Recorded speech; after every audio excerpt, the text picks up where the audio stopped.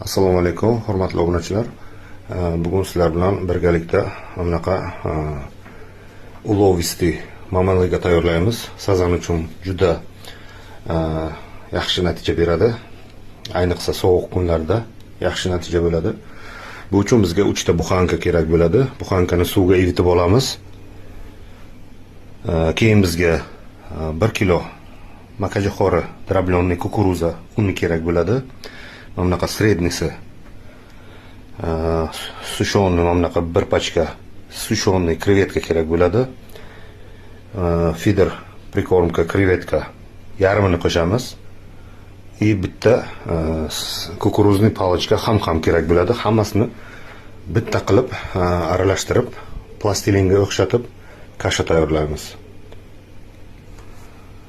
Mana bularni hammasini hozir qo'shib bitta konsistensiya qilamiz. Plastilinga o'xshagan bo'ladi. Hozir qolganini ham ko'rsataman sizlarga. Mana azizlar, mamaliga tayyor. Mamlaqa formada, mamlaqa shaklda, ana ko'rinishda bo'ladi. Plastilinga o'xshagan. Siyozkasi ham yaxshi. Buni hozir bunaqa qo'l bola yasagan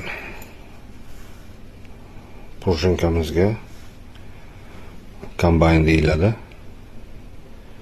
Hozir montaj qilib sizlarga ko'rsataman.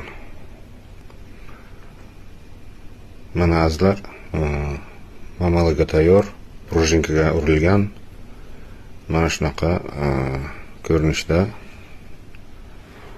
iplarni bunday yo'shintirib, kurchoklarni suqish kerak. Keyin zabroq qilishga tayyor. Bunaqa silikonoviy nimalar bor?